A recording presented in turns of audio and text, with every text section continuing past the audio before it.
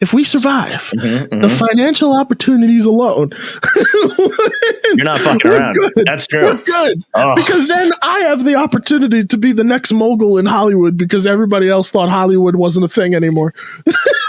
Shut the fuck up and hold the phone. Do you understand that right now you are talking exactly, and people who've listened to this before are going to hear me repeat it again. What you just said is the essence of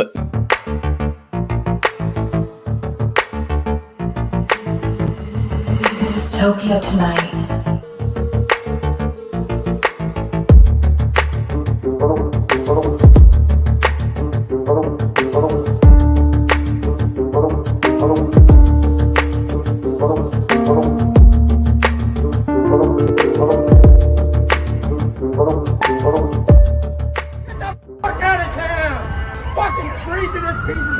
Dystopia tonight. I was telling my friend the other day that last time I saw you, we were in was when I did my cam, that the Garden the Garden State podcast. Garden State podcast. Yeah. And we talked for like an extra 40 minutes in the parking lot in the cold about Muppets. That's how I knew. I was like, okay, I got a friend in John. Like he's stuck with me now. He knows that I know too much. Absolutely, way too much. So that's cool. So first of all, congratulations on the film. It's I just, no matter when, because we know I've talked to you about it before. I did like a little bit of a short film, and I just feel like whenever you get anything done and it's already like, you've written it, you've filmed it, you've gotten the opportunity, like that's just, can we just take a minute and pat ourselves that's an accomplishment on its own. Like the fact that you did that, got it all done, got through it, made the fucking thing, like that's pretty fucking cool in and of itself. Oh, what in terms of Ghostbuster Down? Yes, Ghostbuster Down. Oh, sorry, dude. I should have mentioned the name. That is no. What's really funny is that so I'll tell you where we're at with this. What you watched was like a proof of concept teaser. Shot that separately, like to just thing. We have not made it yet. Like that's what we're trying to raise our budget. But honestly, like that logic still applies because 2 years ago I completed, less than a year ago now, I did a short film with my group of filmmaking buddies called Just Desserts. And when I tell you, like, I love being on film sets. Like I'm just kind of frequently chasing the high of being on one. Like I remember my first film set, and it was literally because of my dad. And this is, I'll tell you a great story when we do the interview. Like this is we're doing it. We're going live. So this is mix it all in. So movies were the first time I knew like magic could happen. And here's the story. So my dad he made a little cameo in this movie that I've since forgotten the title of, and I would love to find a clip of it online if I can.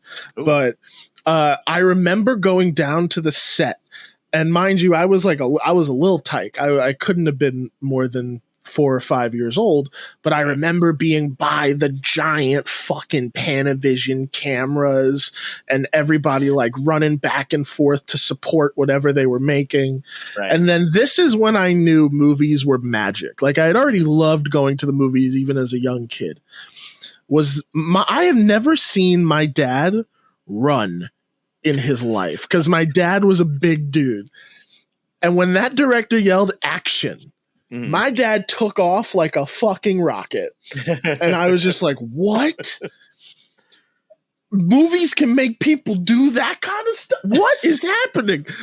Only to then realize like, oh, that was just kind of written in the script. That's what, of course, he was supposed to do. But like, it was the idea of like, oh, I also get to pretend for a living. Like I'm down. Yeah. I'm in. And then as my dad and my mom would show me things like the Muppets and stuff like that, it became like, it's the message of the Muppet movie. Yeah, I got a dream too. It's singing, dancing, making people happy, but it's better the more people you share it with. I love it. Dude, that is like the epitome of why I almost anything I do is driven by Muppet philosophy. And that's what you just said is exactly what it is. Like even like the MS benefit, like getting everybody together. That is, it's like I want to bring all my musician friends, actor friends, like comedy, and bring everybody together to do something fucking awesome. That's like the whole thing. It's the dream, and it's my favorite thing when making any project is getting to then call up the friends and be like, yo, come make a cameo, or like come hang out and come be on set. Like, this is the dream. Even if it's like even if it's a short film, like who cares? Like you're rolling through and watching something dope happen. Something that didn't exist before now exists, and you're witnessing that. I'm always like, make me a cadaver. I don't give a fuck. Like, I just want to be around, like, you know, like other people doing cool shit. I'll do whatever. Like, it doesn't matter. Not at all. Like, as long as it gets me there, dude. Like, freaking. So I live in the town of Highlands, right? Literally 5 minutes away, they were shooting Happy Gilmore 2 today, and like part of me was just like, how do I go? Like, just bring a whole bunch of coffee and make it look like I'm working there. Like let's do it together. Just, you know what we need to do? You know what we really need to do is we need to do that and have a couple buddies of our like film it just to see, make a little documentary. Yeah, exactly. Like, see how good we are at pretending we're working. We've seen other people work. Oh my god, we'll call it the Happy Gilmores, and it's just referring to us. We're the Happy Gilmores because they snuck onto a film set just to go bring people coffee and be there. We should have. If you know, I'm not even kidding you. We should do this. We should. This is so great right now. If you know when they're going to be filming again, you and I need to go and buy a shit ton of stuff from Dunkin' and just walk with like Duncan. We'll get all the stuff, right? But we need to be visible. No one's going to turn two nerds. We're obvious. We know what we look like away with Duncan. That's not at all. Like ridiculous. Now, how far do we take this then? Do we get like made up badges and stuff, but kind of turn them on to the other side? Because here's the thing. I passed like where they were shooting and it was blocked off. So I'm like, okay, there's a little bit of a gate, but I'm wondering what's the gate lock system like? Let me tell you something. This is how confident I am in.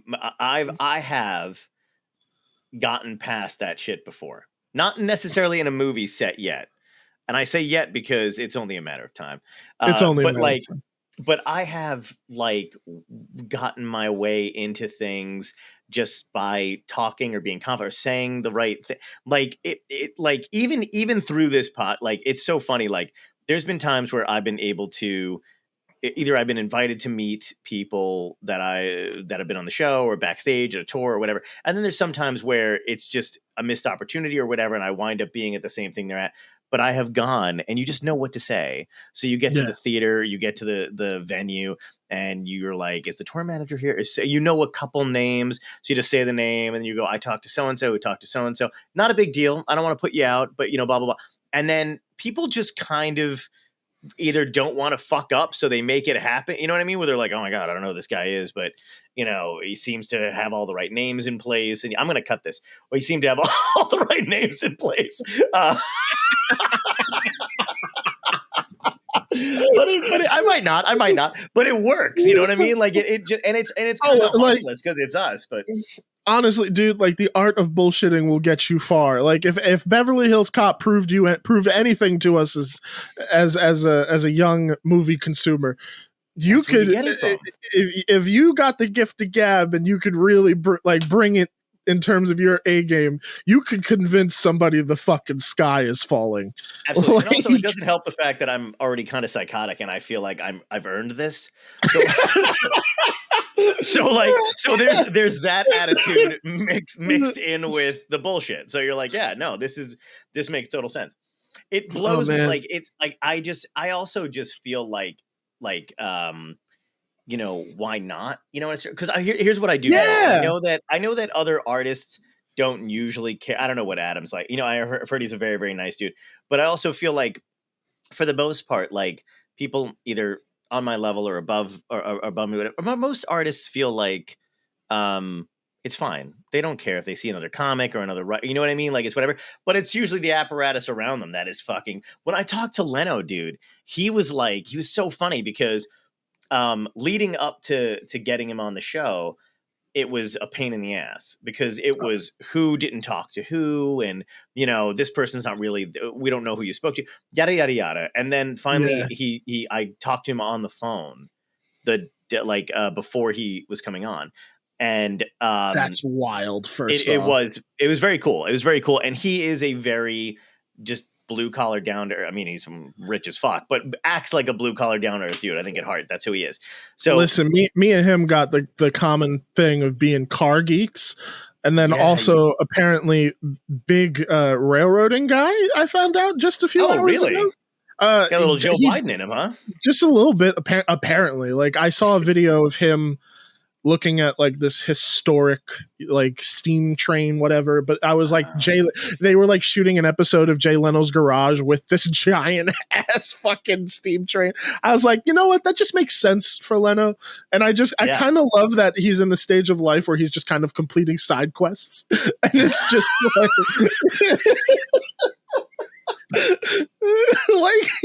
homeboy's just like homeboy's just doing whatever the fuck he wants, like like he's just like, yeah, I want to go see a steam train, fuck it, you guys can make that happen for me. Yeah, we got that, no problem. I want to make a show about some of the rarest cars known to man. All right, no problem. Like whatever you want to do, buddy. And the dudes around him are so fucking cool because when we went to AC, the guys that work on Leno's garage are kind of like, his entourage. I don't know what else they do with him. Oh, I think they were actually going to do a Leno's garage thing anyway. So they were just there backstage while he was doing stand-up. And it's just these two dudes. They got to be like, I think they were like around our age, but they're bigger guys, they're car guys, the coolest fucking dudes ever. And just hanging out. I'm like, this is nice. Like he's got his buddies. They're all in the same, boat. They all have the same interests. What he was saying was like, so this is the great part though. He goes, he was like, he's like PR people and all that other shit. They make show business harder than it needs to be. He goes, they just get in the way. They just get in the way. He goes, it doesn't have to be this hard. And then he goes to me, he was reciting a thing of like, you like my Leno? It was good. I go, I just wasn't prepared. Like I thought I was mishearing it for a second. And I was just like, wait, oh my God. John's just doing an expert Jay Leno. Okay, I'm good. Thank you. Oh, so good. Yeah. He found some woman that he had known for a bit or something like that, or it was a huge fan who had like a sign. He had said to meet me backstage, I'll sign whatever you want or meet you or take a photo or whatever the fuck it was. And she goes, and then he's walking to where he told her to meet her, like side of the stage. Like, so he's coming from the back, from the green room or whatever.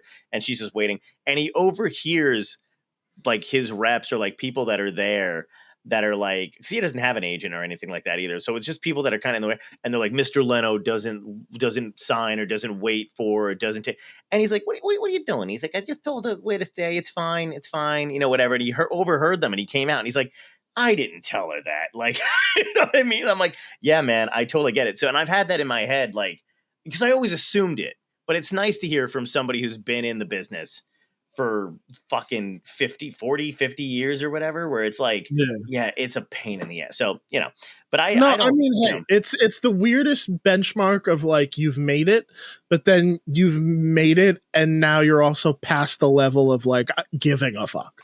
Like, because like, even I think another person that's kind of like that is like Bill Murray, because he has just the phone line. Like, I don't even think he has like a manager or an agent, but he has that legendary like hotline number that you can just leave a voicemail, and if he likes your shit, he'll just come do it.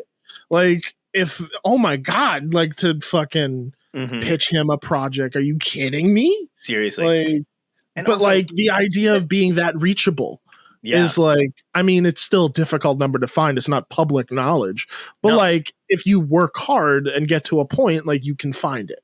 Yeah. And just forget even that. I just want to imagine like getting, like, I don't even know when he had that number, but just the security and confidence in yourself to just go, I'm so good and so worth it to be in whatever you're making that you're going to have to find this number to reach me. Like, I will never, I don't think I'll, as a comedian, especially, I'll never have that. I am doubting myself until the very moment the thing has ended and gone well. And then I get like about 15 minutes where I'm like, hey, I'm pretty good at this. And then I go, oh no. Dude, Over. I've doubted myself all the way up to the fucking premiere, dude. Like I get it. Like with I was talking about before, the short that I did with my friends, Just Desserts. That was a dark comedy mafia film, Right. and it was this fucking amazing experience. One, because it was one of the first times where I actually like had a budget and a crew, and we were like shooting nights and doing all like we did the whole thing like the film way, like dollies, tracks, like all that type of stuff. And I'm sitting there like this is the best day of camp ever. Meanwhile, I didn't realize that for 3 days straight I was just up. like just going. Like, you know what I mean? God. Like Hilarious. just having so much fun with it because I didn't want it to end. And then I was so confident that we had made something good.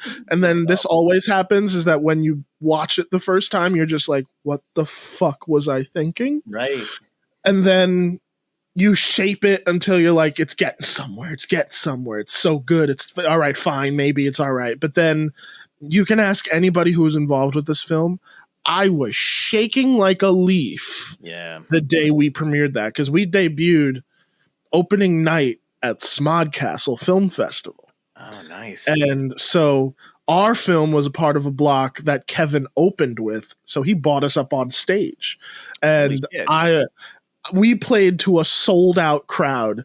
And when I tell you that was the best feeling I've ever had, listening to somebody laugh at these dumbass fucking jokes that we were making, was just, oh my God, it was utter magic. But I'm with you, dude. Like I'm self-doubting even until the Blu-ray comes out. Like, dude, it's like, it's what keeps, I think, us, anybody that I've talked to, especially other comedians who have been doing this for fucking ever, it's nice because they're always very much like, yeah, the minute you stop feeling that way is when you begin to suck and you have to worry. And it's like, oh, okay, cool. So all of this is natural and I'm just going to have to try to outlive my anxiety, and not kill myself. Like, I don't know what, like, that's a bummer. But yeah, that sucks. That's terrible. It's just no enjoyment. Yes, you're supposed to feel this shitty.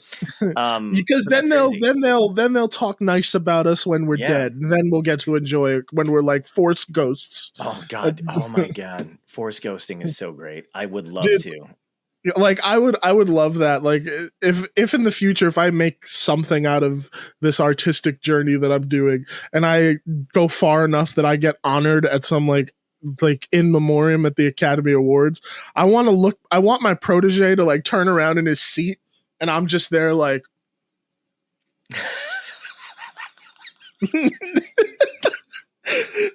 That alone is fucking hilarious. That you he's never seen you before, or he'll never see you after. It's just in that moment that he's just in that moment he's just like, wait, what the fuck? Why did I just see Christian Cortez's ghost at the Academy Awards? And why did he look like Anakin Skywalker? We need to make a Force Ghost movie, or at least a half-hour thing or something like that, where it's just about the Force Ghost life. Oh my God. Have you ever seen the costumes that people make for the Force Ghost look? No. So they'll get dressed up as Obi-Wan Kenobi, but they'll put like a see-through like silk thing all around them that's like blue dyed, and it gives the effect of the Force Ghost without the visual effect. It's one of my favorite. Fucking amazing. It's so dope. Like it's so nerdy and so like niche as to like why somebody would appreciate it, but it's just like the fact that you did that is the commitment alone is amazing. Seriously. All right, so walk me through like, okay, wait a minute, real quick, because you had mentioned your dad, and I know we didn't get it. So tell everybody who your dad is, and I just found out now, so that's crazy for me. But yeah, go ahead. So my dad was the lead singer of a group called PM Dawn. They were kind of big. They were big in the early 90s to the early 2000s kind of deal. But then even then, my dad was always like producing and working with people. And yeah, so I had a very kind of artistically supported childhood. And I know that that's not the norm. I was very, very lucky. My parents were very much like, yeah, like this is what can happen if you follow your dream, kid. Like it's hard work, but like this is what is fascinating. And I had never thought necessarily about being a musician. Funny enough, I'd wanted to be an architect, but like the idea of doing something in the arts was like destined for me. And then finally one day it literally clicked where it was like, oh yeah, you can get paid to make the things you watch on TV, movies and all that. And I was like, are you kidding me? So do you remember what you saw that made you realize that? It was I think it was a making of doc on like a Pixar movie. Nice. I think I had seen A Bug's Life or something. And then I think somehow on TV they did like, this is the making of, this is the company that does it. And they said, yeah, this is somebody's job to animate this thing. I was like, wait, what? And now, mind you, I didn't know really how to draw. I still can't draw. I could draw a great stick figure, you know? But it was the idea that like you could get paid to do this kind of job. I was like, that's fascinating. And then my dad would explain it to me and my mom as well. And they were like, yeah, like that's how we make the music videos for your dad. So, I mean, I would hang out on music video sets whenever I could, even as a little kid, because it was just fascinating. Like my earliest film is literally a VHS camera short of me filming like my model trains, but like filming it in like hella cinematic shots and doing at least for a fucking like 5-year-old, you know, who like so it was it was just that's who my dad was. Did he take you out on any gigs? Yeah, I went on quite a few when I was younger, and then when I was in middle school or right before middle school, I went out on the road with him for one of the only times. And it was one of the coolest summers I had ever had. Because I remember specifically my dad, at that point, he knew that I wanted to make movies. And for whatever reason, at that age, I was convinced that I was going to make Goonies 2. And and he told that to an audience of people one day at a show, and he was like, "This is my son Christian. Everybody say what's up." And then he was like, "Guess what, y'all? He's gonna make Goonies 2." And everybody fucking lost their mind, and like just that's so great. It was so funny because I think years later, I think somebody actually reached out and had remembered that show in San Francisco, and they were like, "Yeah, dude." I was like, that's so cool. And it like just confirmed like, oh yeah, that wasn't a fucking fever dream. Like he did actually say that. That'd be great if they reached out and they were like, where the fuck is Goonies 2, dude?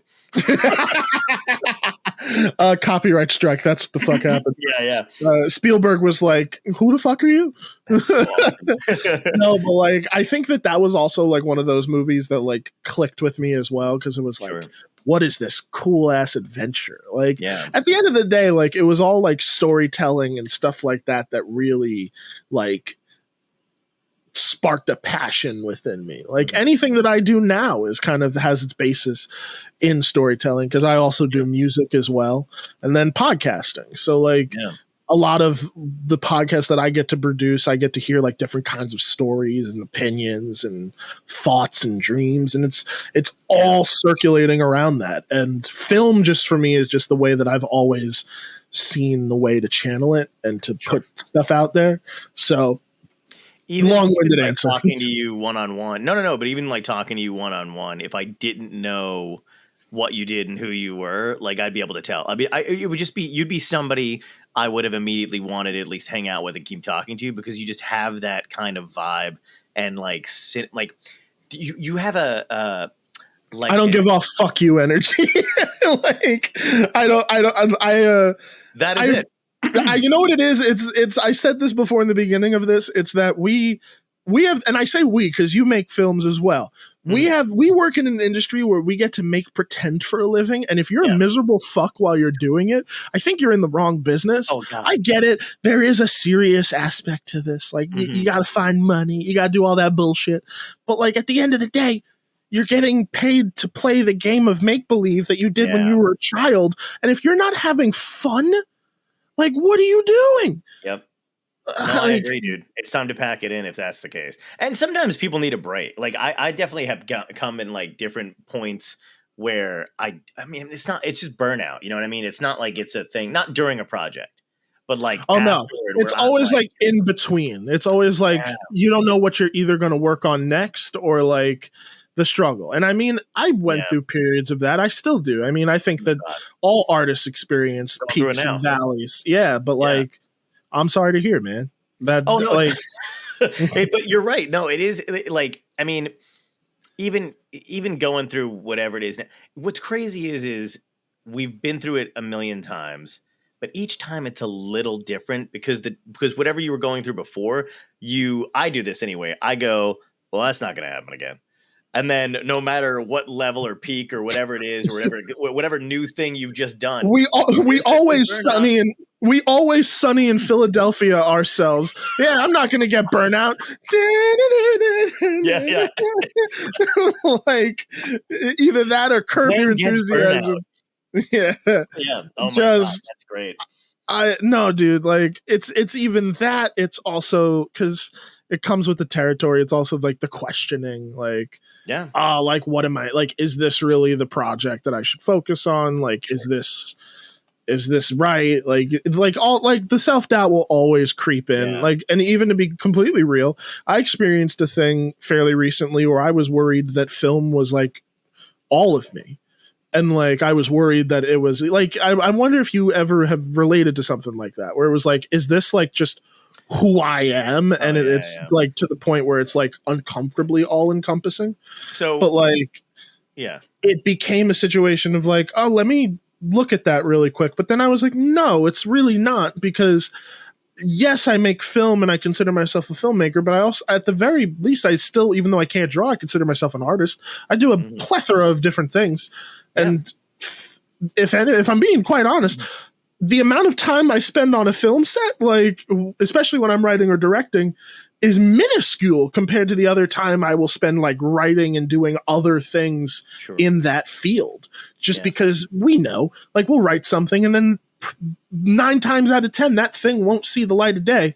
But then the dumb thing you wrote 6 months ago, someone's like, hey, you want to make that? Yeah. Okay, sure, no problem.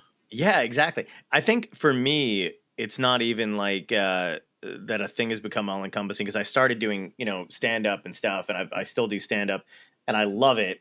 And I think the thing is, like, if it is the only thing, like if it is all encompassing, I think my thing is losing it, or suddenly my fear is always not being able to do it. And then if I focus on, if I'm like, oh, if this is what I am, because to me, stand up was the core of everything. And then everything I've gotten to do after that branched off from it. So any kind of writing, any kind of acting, any kind of, this thing or whatever I've gotten has all come from the fact that I'm funny and I'm able to do comedy. And then, writing for other TV shows and stuff like that or whatever. But then I'm like, oh, if that disappears, fuck. Then I don't know. What if that happens and I don't know who I am anymore because that's gone, or I'm not able to do it one day? Like, that's the weird thing in my head where I'm like, what if I wake up one morning and the ability to do the thing I'm known or I love is gone? Yeah, that was kind of what I was talking about, where it was just like, I was worried that like, I was so focused on this that it was taking up so much of my time that it was not allowing for other things, for other life experiences. But also, it is that thought of like, what if I can't do this tomorrow? Like we know how fickle this fucking business is, and we know how everything is in a constant state of change, even especially right now. Like it's scary. And I'll be honest, like, it'll always be scary to be an artist. Yeah. Well, like, see, this is what I'd love to pick your brain about too, because you're in more of the film realm. But like, even for stand up, like right now, especially like after the pandemic, it trickled. It was pretty decent, not bad. Things changed a little bit, but things have gotten so much bad stand up wise that it's like, it really, like, a lot of us are like, what is happening and what's going on, and how, like, we're expected to sell these tickets that we never really were before, even though we don't have this huge following that like other people's have. And then you can see other people faking their following, and then, but it doesn't Yeah. matter because somebody's already paid and bought into this thing. So, but you don't know where you fit anymore, and it doesn't really matter how long you've been doing it or if you're good. What matters is like your viewership and how, because and people will watch shit that's bad. It doesn't matter, like, you know, but as long as there's numbers there, who gives a fuck? Yeah. So, you know, it really makes you feel like what your place is. And the other thing too is, I don't know if you find this interesting, but your own, like my own brain can fuck me out of, Oh, you know, dude, all the time. so many situations. Yeah. My own brain is sometimes my worst enemy. Mm-hmm. Like I'll be like, one half will be like, hey, this is like literally it's the cartoon devil and angel on your shoulder type shit. It's like, yeah, that idea sounds great. It's fucking terrible. Yeah, yeah. Like, no, Yeah. what are you talking about? I think this is a great idea. You'll kill your career. What are you talking about? Like, it's just like it's the weirdest fucking Yeah. back and forth. And it's when I found out that like that was kind of the norm amongst people who do this, I was like, I feel seen. Yeah, no, and it is the norm. Do you ever feel like you should have done drugs? Like, I don't know if you do or don't, but I absolutely feel like I you know, even if this is, oh man, we're gonna have to cut this out too. No, I'm just kidding. We're not. But that's, even like, it's one of those things where like I'm pretty like good about like all of this shit. Like I was never one of those people. I'm not addicted to anything. You know, I never got crazy with alcohol, even though I drink and stuff like that and all this other crap. But then just to be as fucked up as we are, and we do it to ourselves, and you kind of see it's almost the same thing. Sometimes I'm like, man, maybe.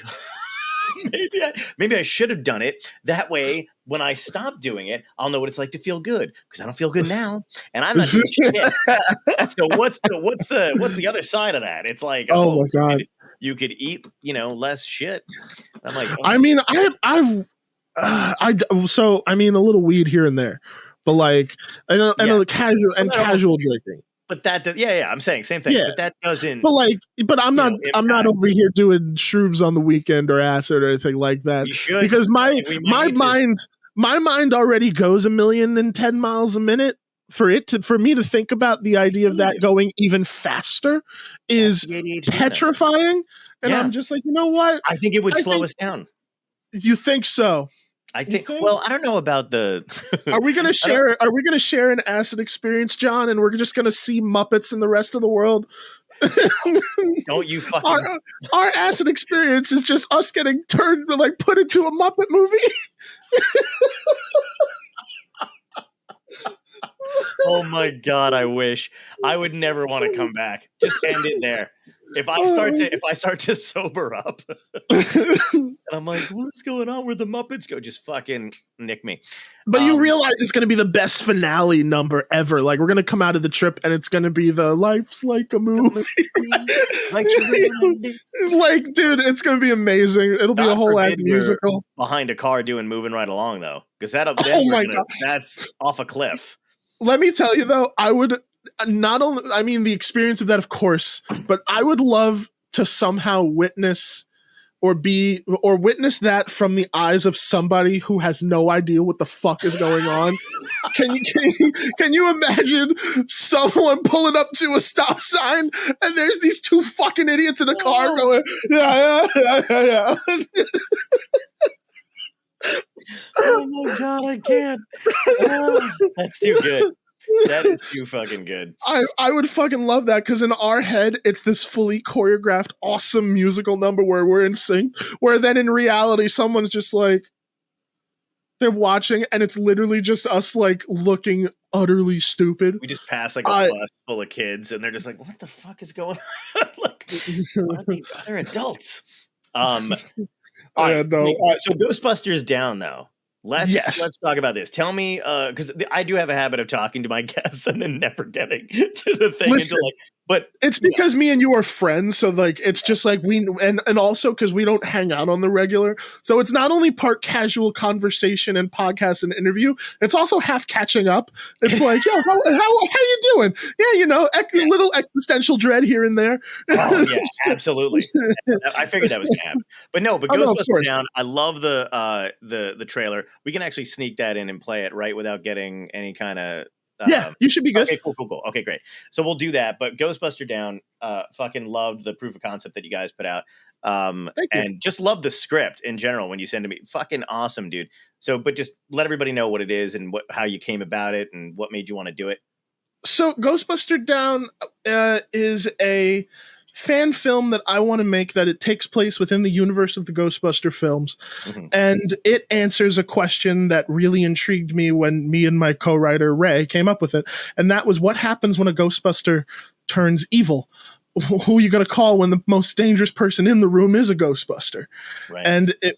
And basically me and Ray saw Ghostbusters Afterlife, and we were fascinated by that film because we were just like, oh crap, this opens up different storytelling opportunities within the Ghostbusters universe.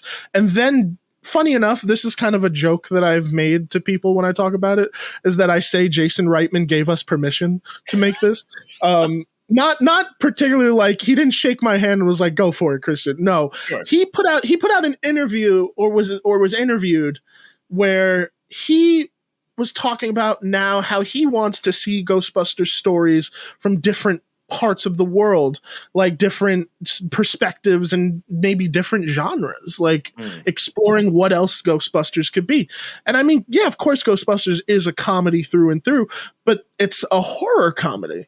So horror is already like built into its DNA. Yeah. So me and Ray were just like, well, what happens if you kind of just lean into that more than the comedy? What do you get? And you get this really interesting adventure where these characters come across basically a villainous Ghostbuster. Ghostbuster Down, and the easiest way to describe it to people is that it is a Ghostbusters slasher movie, and the slasher is the Ghostbuster. Because the joke of that movie is all the equipment and how absurdly fucking dangerous it is. Right. What happens if you turn that on people and not ghosts? Yeah, you turn it into a slaughter fest. That's what happens? Like, people will die. So we it's the craziest fucking thing. But then me and Ray just loved that concept so much that we just kind of kept pushing it, and it became this thing about. Funny enough, like, yeah, like the horror film elements are there, and of course, but what it became was also kind of a story about grief and how three characters are dealing with it, including our villain Ghostbuster, whose circumstances put him in this place where he ended up becoming possessed by the very same thing that he was chasing. And it was just that idea alone was enough for us to be like, yeah, we should try this. Like, because it's going to be one of those things where if we don't at least try to do it, it'll haunt our fucking minds forever. Like the what if, like, that could have been amazing. And now we had the opportunity just to kind of write them out and then talk to our friends. And we realized like what we wrote was highly achievable. Like, we didn't write like a $40 million Ghostbuster movie. We wrote a very low budget thing. Like, that's what our Indiegogo is for. That's why we're crowdfunding our budget. But even then it's on the low side of things, but it's really just to kind of feed the crew and pay people some form of a rate that's not terrible, you know? Right. But in terms of that project in of itself, it's just, I'm also a lifelong Ghostbuster fan. Like, that was one of those movies to me also, like what I was saying before, like with Goonies and Bug's Life and all that type of stuff. Ghostbusters was my real introduction into horror. And then, of course, this always happens to somebody. They ended up staying up too late and just happened to watch Nightmare on Elm Street on TV and then got petrified forever. That was my story. So I've always been a lifelong horror fan. Right. And Ghostbusters was just this really fun mix as a kid that simultaneously freaked me out, but also made me laugh at the same time, even though I didn't get every joke. I was this is so silly and stupid. And then also being a car guy, I was just like, yeah, I want the Ecto One in my garage right now, like ASAP, like Jay Leno style. Like, get it over here. You're right about that though. Ghostbusters is one of those things where I realized like you could like comedians, or you could be in a scary situation and it could still be funny as a kid. So that kind of changed my perspective of like horror movies and stuff like that too. Because even if I was seeing something terribly frightening in the theater, I was always looking for the crack in the walls and whatever, like just to see like, oh, like is there any element of humor in this? And usually there is, and there can be in funny in scary situations, shit like that. So I appreciated Murray, Dan Aykroyd, and all those other people joking around so much, like, and just the reality of those situations too, when they're walking around and they're just basically like, oh, yeah, we should split up. Yeah, we'll cover more damage that way. Like, or we can do more damage that way. Yeah. But that's like that fucking kill. I was like, oh my God, that's so true. In every heart, like that's so great. I'll be real. Like that original film is lightning in a bottle. Like, I mean, the closest thing that we've gotten in terms of greatness towards that has been the cartoons, which I love the Ghostbuster cartoons, and I mean, I love the sequels and stuff like that. But that first one is just such a, like, it's held on a pedestal for me. Like, I adore it. Like it's one of those films, and I wonder if you get this, where it's like, you don't watch it all the time. Like it's kind of a special deal. Oh my like God. You watch it every couple of years. Yeah. Like that's me with Ghostbusters, Back to the Future. Like I'll watch it like every couple of years. I will do the same thing with Scrubs. I love the show Scrubs, and that was a same. Yeah, dude, that was my go-to. Like when it was on Comedy Central and it was being rerun all the time, I would either have it in the background or I would just have it. Like sometimes I would just get so distracted, I would sit down and watch the full episodes because I loved it so much. But I'd seen it, when it was on, and then they were rerunning it there. But then I bought the DVDs. I had like season 1 through 4, which was basically my, like, I was happy that I had that because I loved that at the time, and they were really expensive at the time. Then eventually I found them like on sale, and I got the rest of them except for that last season, which was garbage. What last season? I do not. Scrubs ended with that great finale episode. Thank you with JD. What? There was no season 8 of Scrubs. Agreed. So, what are you talking like about? That's one of those things where I won't watch it. Like, unless I need, like, I will take my time. Like, I just don't want to see it unless I really need it.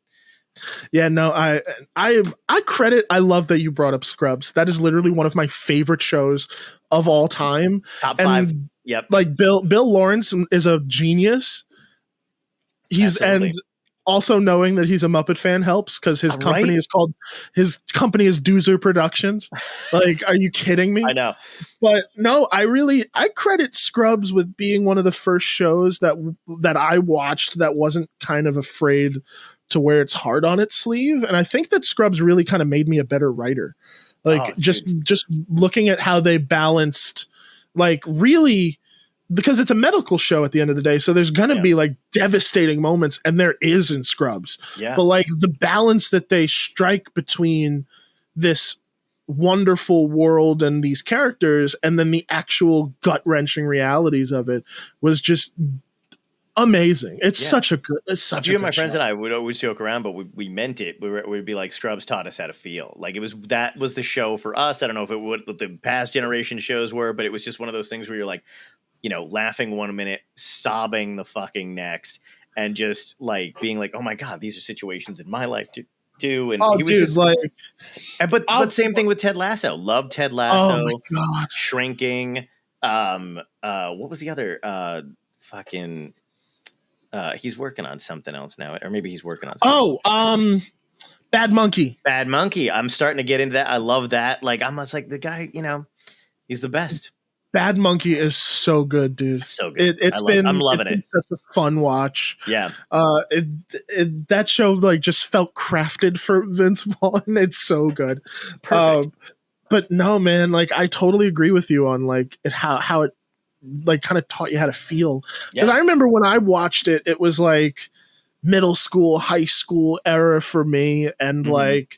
You're trying to be an angsty piece of shit. You're a teenager, and you're just like, you're like, I don't have feelings. Then you watch Scrubs, and you're like, okay, maybe I'm not a psychopath. I know, right? Exactly. Like literally, and I know the recurring joke throughout this episode has been like the Muppets and stuff, but like the episode that they had with the Sesame Street characters, I think is one of the best episodes of television in a very long time. And it's not just like this hokey gimmick of, hey, the Muppets are here. They examine why those characters mean so much to me. Yeah. And why they mean probably so much to the world of the creator and everybody who is involved in that production. Absolutely. But like Scrubs is if you somehow not watched Scrubs, anybody who's watching this, do yourself the favor. And like, it's so easily to access. Like, just do it. You owe yourself some good television. Although, one addendum, if you can, find it on DVD and buy them. They're pretty cheap at the moment, but the only reason why I say that is because the original music is on the DVDs, not on the streaming services, and it doesn't do it justice on some of those streaming services when they just throw in like random, local bands. It's infuriating. Right? It's infuriating. They did the same thing. I just rewatched Roswell. Someone was like, you need to check that show out. I was like, because I like science fiction. Yeah, and I was listening to some of these songs and I'm just like, that doesn't feel right. Like, I mean, the show is great, but like the placement of some of them is just so bizarre. Yeah, it is. And I was like, what am I listening to right now? Because you know that it was done years after the fact with very little regard to what was being put there. Which still tells me that like, those original versions still exist. Yeah. Like, well, can I tell you another show that did that too? Supernatural. What? Really? So Supernatural, Dean is like the hard rock guy. You know what I mean? So all this stuff, whatever. But the first season on Netflix, they did not get the rights to any of the music. So every scene at the end is like not a good song. Like it's not a song that like, but then the rest of them, for some reason, they have all the original music too. But you can tell the difference. So first season of that show is crucial because you're, the characters, whomever. But there's this random shit that's not good on the radio that he's playing and like exiting out to. But then, second season and on, for some reason, they got all the rights. But do you like that show? I love Supernatural. Like, funny enough, our lead actress of Ghostbuster Down, who is a very, very huge fan of that world and just that show, she was very much on board with these scripts because a lot of it felt like that kind of vibe, especially of the earlier seasons of that. And I felt honored because I was like, I love Supernatural. Yeah. And I do think it was one of the better TV shows on the WB for a long time. Even when it got quote unquote silly or bad, it's still fun. Like, no, they did camp so fucking well. And like, that's what I loved about it too, because they had their core plot for that season and they would go through it. But then for filler episodes, they weren't just filler.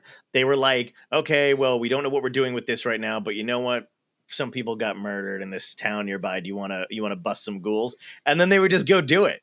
And I was like, best, you can't beat that system. Them being the fake FBI agents was always the funniest shit to me. So good. Like, I loved that. And I always loved, especially when people would like call them out on their bullshit. Like, that's not real. Like, but any show that could have a genuinely great crossover with Scooby-Doo, you're a great television show in my book. Like that crossover is perfect, amazing. It's I was fucking so psyched perfect. for that. When I first heard it was coming out, I was like, I can't wait. This is too good. I thought it was fake. like didn't it sound like real talk for just 1 second? Close your eyes and then just hear that, like, say it out loud, and then you're like, that sounds like Tumblr fan fiction. Like, that sounds like some crazy shit. Absolutely. No, they're like, yeah, let's actually just do a crossover with Scooby-Doo. Yeah. And I love that, like, it took them that long to realize, oh, wait, we're Warner Brothers. We can do this. Yeah, like, exactly. Like, and they are Scooby-Doo. Exactly. Like, and it also proved to me, because I'm a lifelong Scooby-Doo fan, I'm like, yes, Scooby-Doo does work when it's very fucking dark. Yeah. Just do that. I promise you will have a successful iteration of Scooby-Doo. Okay. Do you remember, this is going back when we were kids, so do you remember the first, when they first reboot the Scooby-Doo movies, and it was Scooby-Doo on Zombie Island? No. Yes. Was it Scooby Doo on Zombie Island. It was the first time Was that the one with the cat lady? Yeah. They were in New Orleans. They were in New Orleans, and that changed because they were real this time. They were real, yes, good, and that was phenomenal. So the franchise, because dude, I love those cartoons. If there's ever a franchise I get to touch, and the two being our Ghostbusters and Scooby Doo, I would love to work on a Scooby Doo project.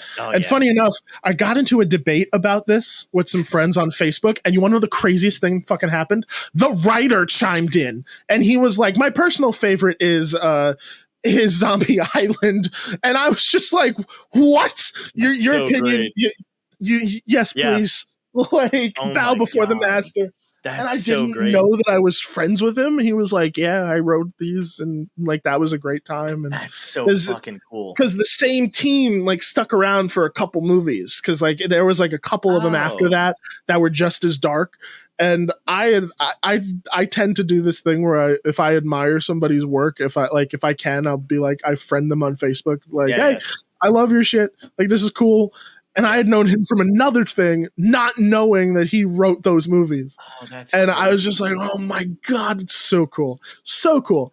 But awesome. Those movies are so good. Zombie Island holds up to the point that I think that movie should have been a theatrical release, but that's the filmmaker in me being like, come on, Scooby deserves it. No, I'm there with you, dude.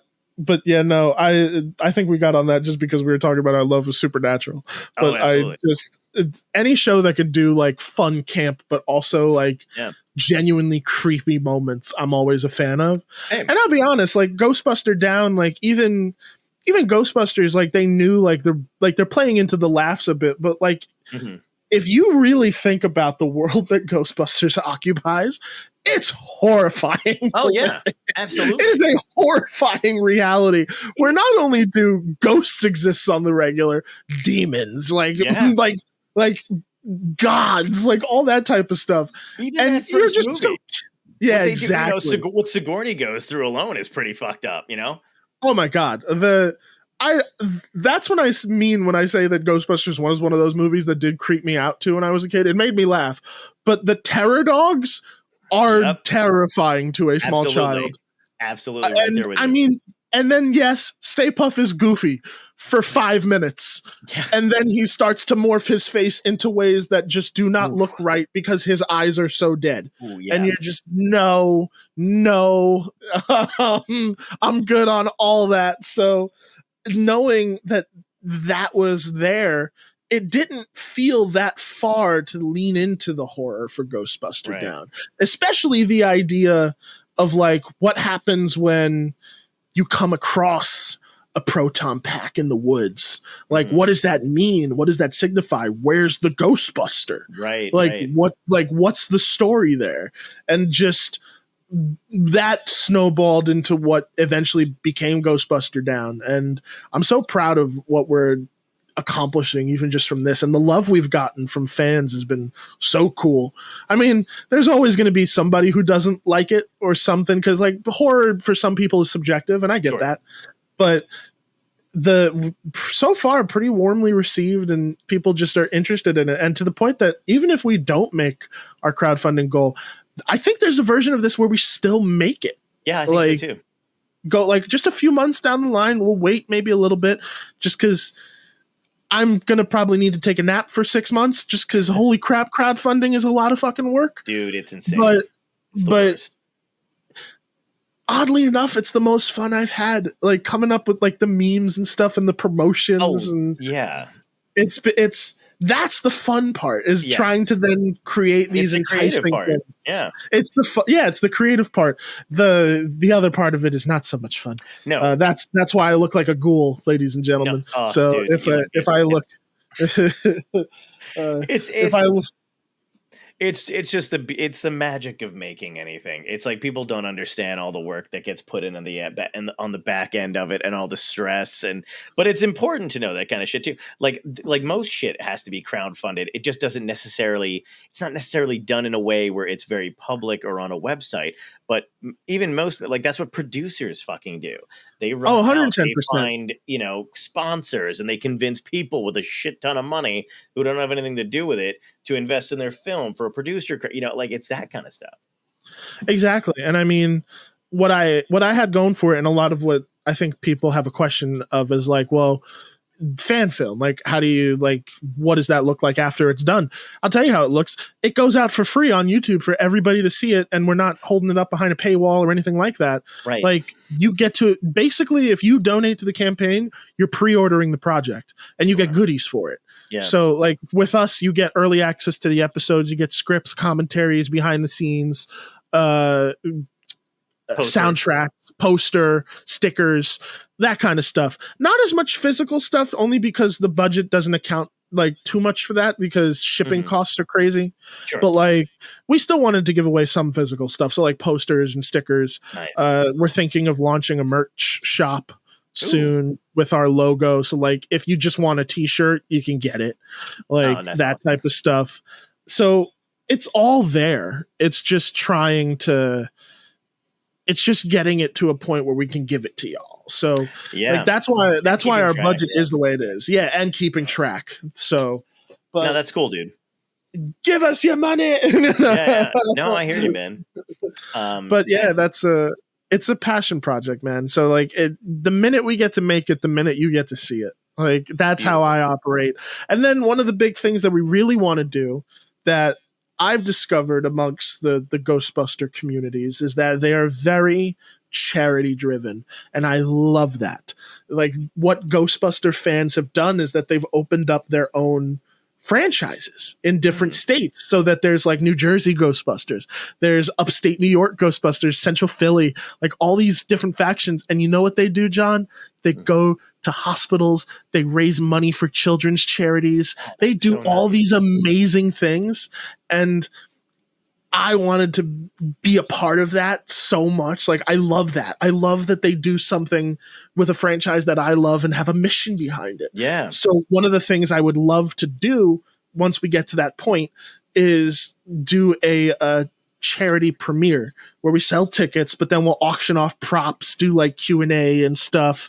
And then whatever we raise from the night, local charity. Like that's like, I want to keep that in the spirit of what we're doing. Great, like that's what it should be. Like I love that aspect of the Ghostbusters community. I think it's so fucking cool. Yeah, like even if like things don't work out the way that I expect them to with the campaign, I'm going to still try and go do some stuff like that anyway. That's amazing. Yeah, so absolutely. I can't believe I'm saying this out loud. If you can, go find your local Ghostbuster faction, because they're probably raising money for charity and doing a damn good job of it. Yes. And it's so cool. You heard it here first, guys. Go find your local Ghostbusters. Go find your local Ghostbusters. And help them. No, but that's the best. Like, I would do that before I would do anything else.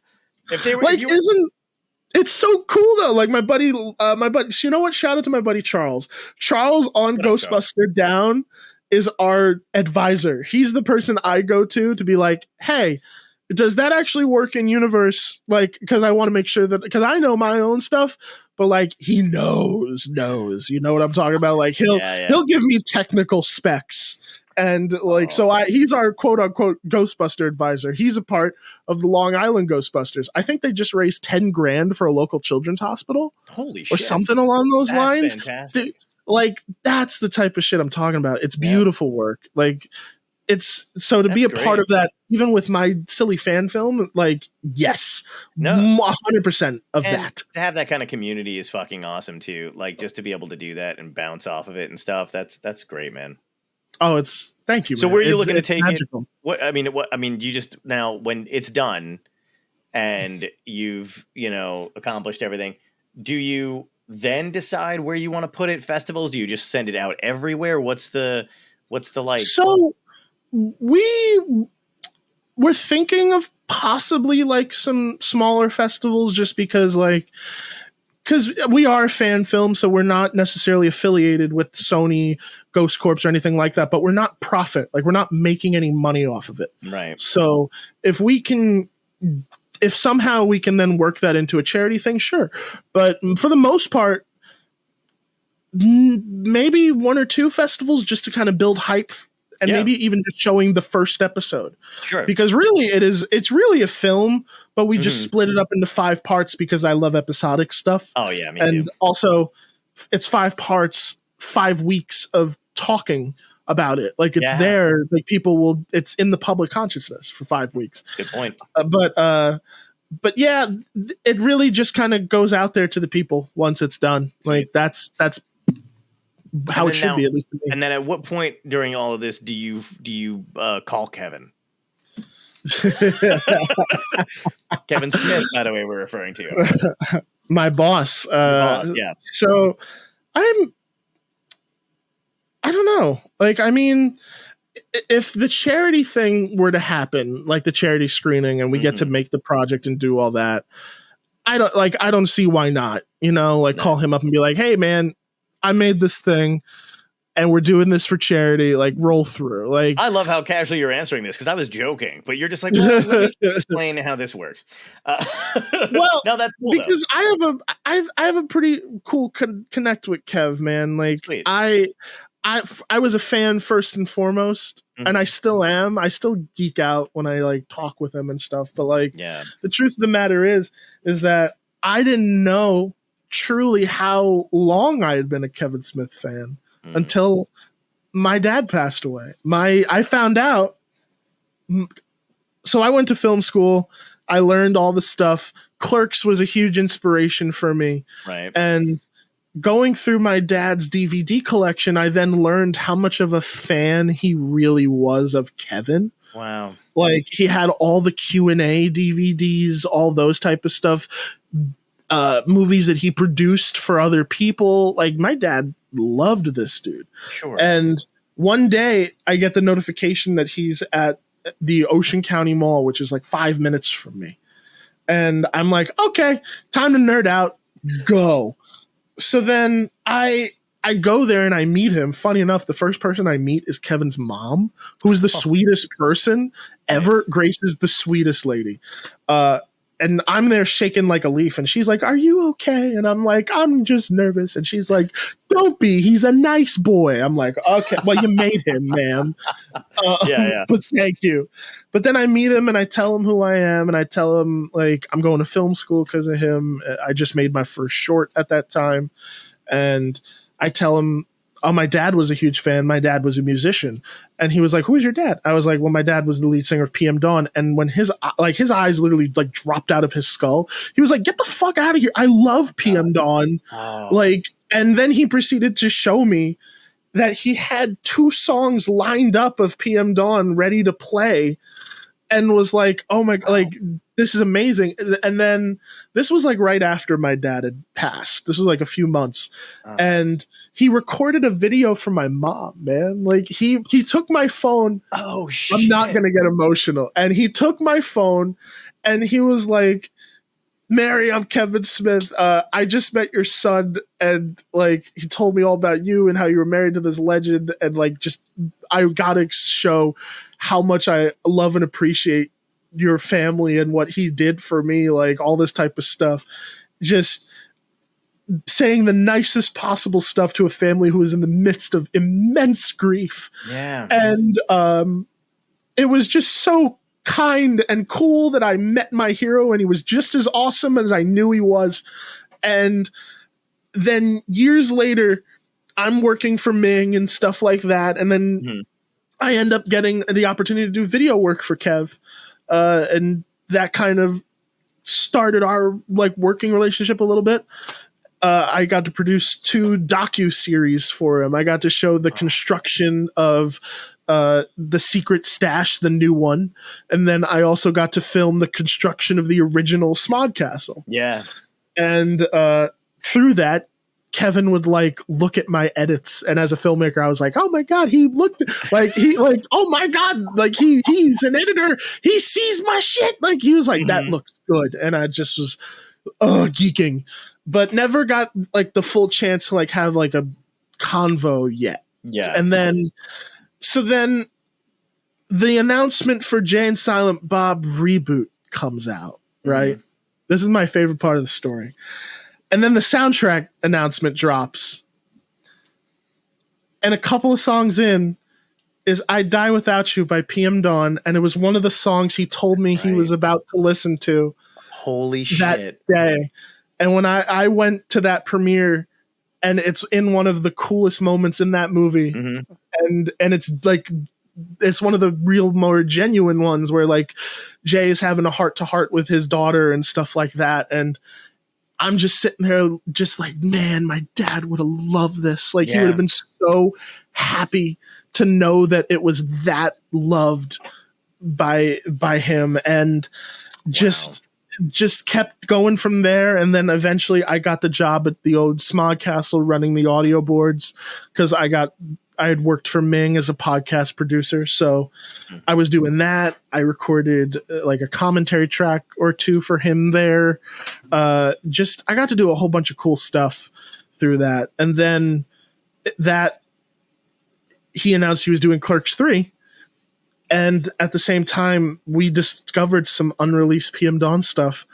And we were like, hey, do you want any of these tracks? And he was like, absolutely. So in the movie, in one of the scenes is an unreleased PM Dawn track called True Believer. And funny enough, I'm in that scene where he's playing that music and he credits me as True Believer. Oh my God. That's right. Oh, that is so great, dude. That is so fucking epic, man.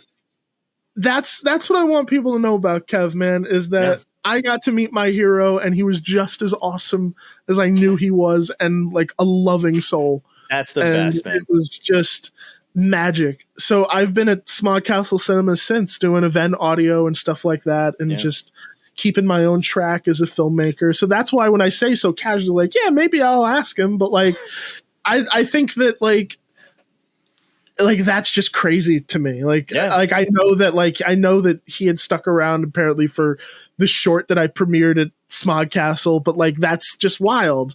Yeah. Like those things still don't click because I'm still just a giant geek and giant fan. But just knowing that like that's even a possibility is like, wow. And then knowing that could probably help do some good, like that's just the cherry on top. I think that's the best, dude. I think whenever our art winds up in being in service of some other thing or other cause, like that's like it's so weird and kind of silly. And I know that like, oh God, I know how this is gonna sound when you say it, but I can say it to you. But everybody else is listening is like, okay, guy. But it is one of those things where like when I started getting like, you know, headlining, getting very good at stand up and stuff like that, and you get asked to do, or you can create a thing where you know what you do, what you're talented at winds up going towards a good cause or some kind of charity thing. That feels better than almost anything else. Cause you're like, oh my God, that's fucking awesome. The skill I have, it's almost like being a superhero. It's almost like being like, oh my goodness, I'm using these powers for good. That's the best fucking, you know, result.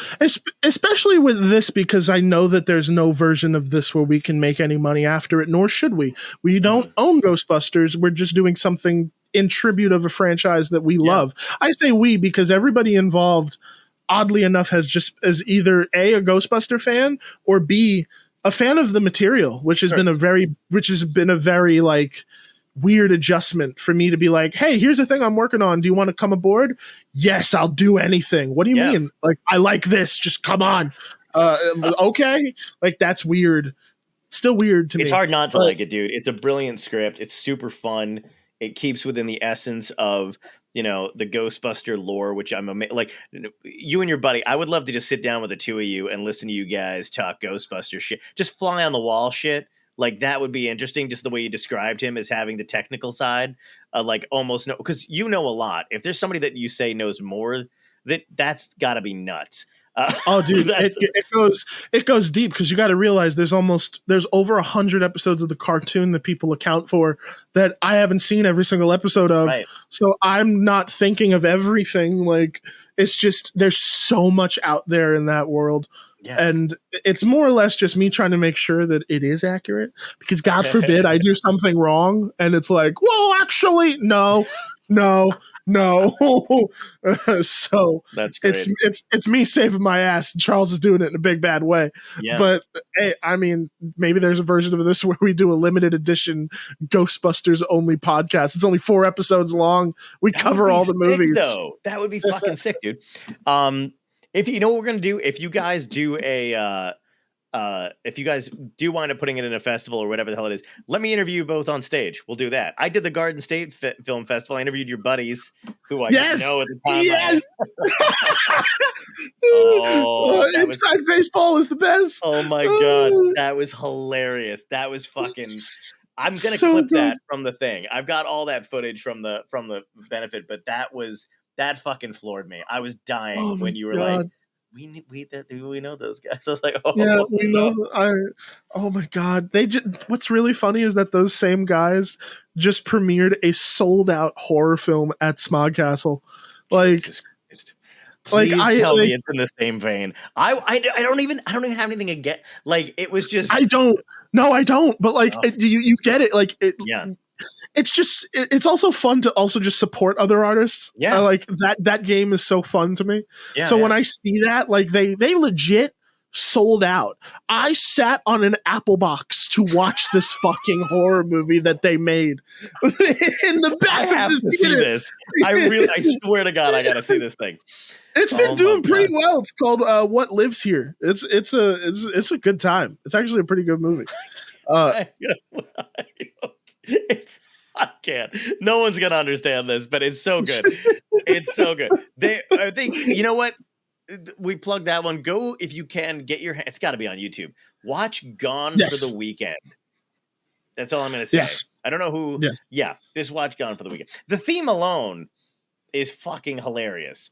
Troy Burbank, Ernie O'Donnell. It's on Amazon Prime. Go watch it. It's easy to find. Oh, beautiful. Listen, I'm going to ask you the last 3 questions I ask every guest on the show. So you ready? Go for it. All right, here we go. First question is a bit of a softball question, but if you could go back in time, talk to your younger self, what piece of advice would you give yourself that would help you today? Ooh. Oh, shit. That's a good question. Believe in the opportunities, because yes, they're real. Because the truth of the matter is, if I told my 10-year-old self this is what I would be doing because I was a fan, I would not have believed it. I would have thought that I was talking to a crazy man from the future, and what would have been a very weird, interesting time travel dilemma was that he would have then watched a man disappear in front of him.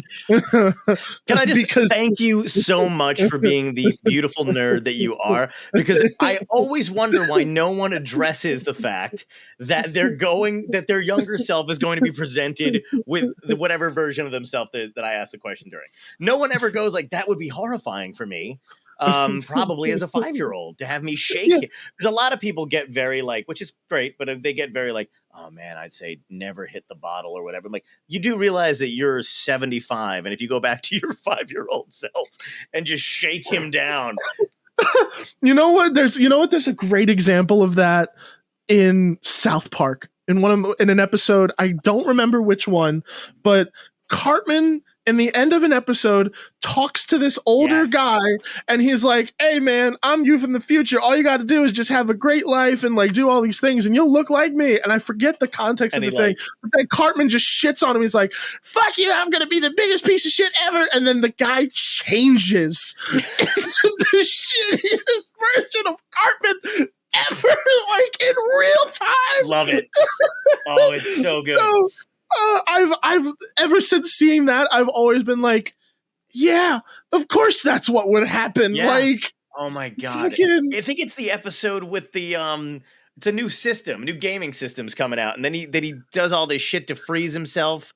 Right. Then he ends up going back and he keeps calling Kyle at first, but then he calls himself and he's like, fuck you, dude. And then he's hanging up. He's like, fuck. Damn it, that guy's an asshole, and it gets him. Oh my God. Time. Yeah. So good. Second question. What had to end in your life, good or bad, that led you to where you are right now? Whoa. Yeah. What had to end in my life, good or bad?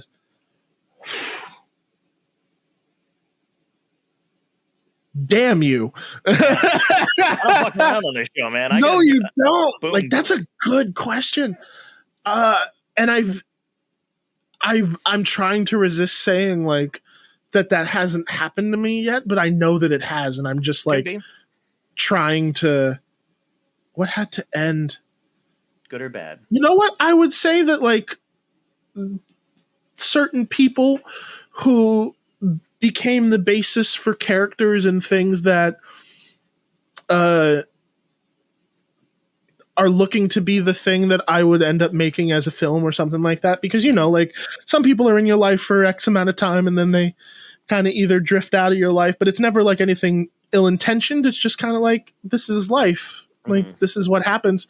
So I think maybe the loss of those friends and knowing that like there's a part of me that still loves them, but I know that that lives on in the fact that I inspire characters in them and who they are.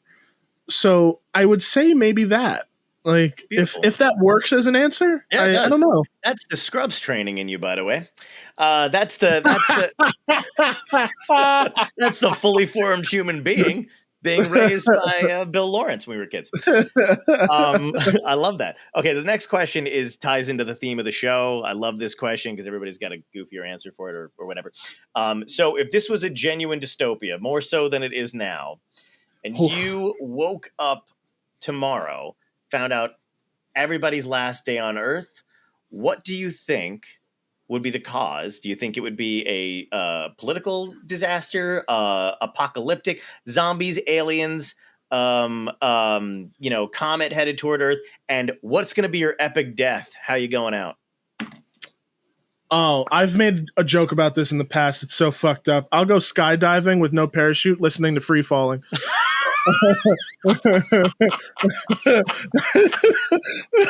Oh my God, that's so great. So what's happening though? Like, what's the cause? I'm picturing that. I don't think it would be a political thing. I think it would be, we got to a point of no return with this planet, and we're past the point of Democrat, Republican, all that kind of bullshit. Mm-hmm. We all fucked up. Yeah. And now just the end of days is here. All right. Whether or not that's from the sun imploding nearby or that's just from our own stupidity, either way, that's how I'm going out. I'll steal a plane because I don't then have to worry about where it's going. Because if it kills somebody, we're already on our way out anyway. Exactly. It's all good. No, like it's a literal win-win situation. Like I know, like, because I also know that it would just be the craziest, weirdest euphoria. Because I would also not look at the ground. I would just look straight up at the sky. I would go out listening to Free Fall and like I'm taking a nap until it cuts to black like the end of The Sopranos. Oh, God. I love the idea of you falling backwards with your hand like this, just basically like earplugged. You know what? No, don't even. But I want you with a little boombox strapped to your chest so that other people hear it as you get closer. It's like, is that free falling?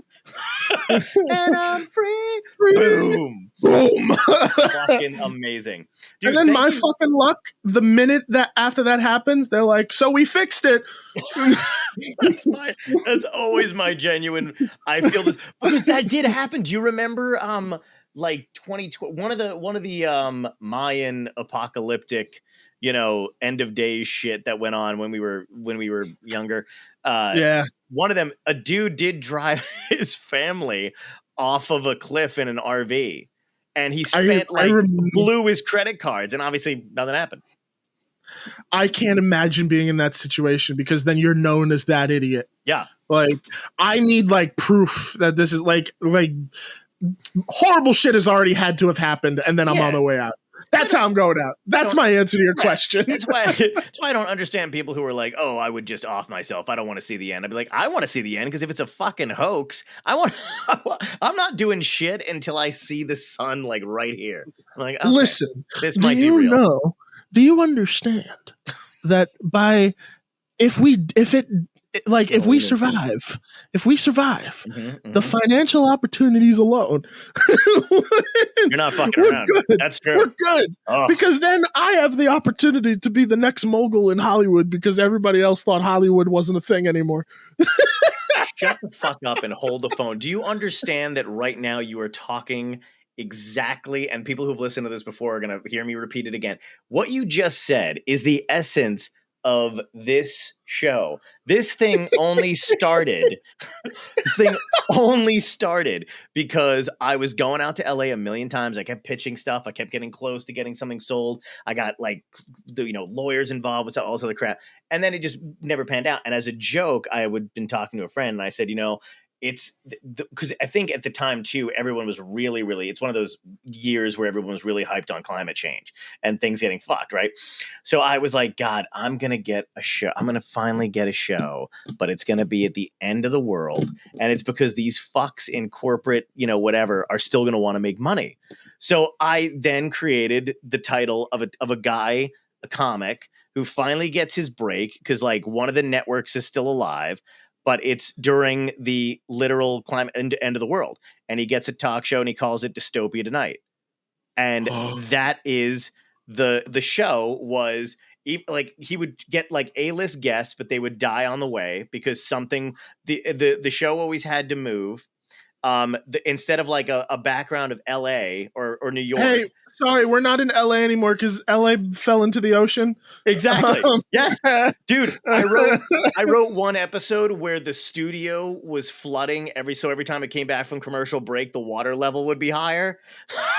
We were like, so like we're just like, yeah. Anyway, so our next guest is like one of the cameramen would die. So yeah, so that was the. I love everything about that concept, and I don't know why this popped into my head, but like that seems like the kind of thing that Jim Carrey would like love to be a part of. Oh, dude! I don't know why. I just feel like he would relish in that kind of Hollywood cynicism type of show where someone, of course, gets the dream opportunity. Yeah, in the end of the world. That's a great. So yeah, so then I had the title, I trademarked it, I did all this other shit, and then the pandemic literally hit. And I was like, I can't do this. And then I was like, but I'll just use it for the title of the podcast at the time. So that was it. But I mean, that was fucking awesome, man. Anyway, wait, let's wrap this. Thank you. I'm directing 5 episodes. That's all I gotta say. No, absolutely. Write it, direct it. Let's do it. Thank you so much for doing this, dude. You're a fucking blast to talk to, man. And I let me know if there's anything else I can do for the movie and stuff too, man. I'm Thank you, man. Absolutely. You know what? I'll tell you on there. If we get to make this in any version of it, you have a spot. Come play like an EMT or a cop or something. Come show up in our finale because you know what finale. I'll cut my hair for you. That's how dedicated I am to this. Let's not do anything drastic.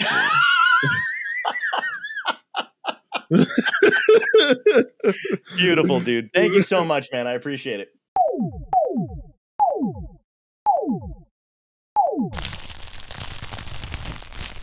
Dystopia Tonight.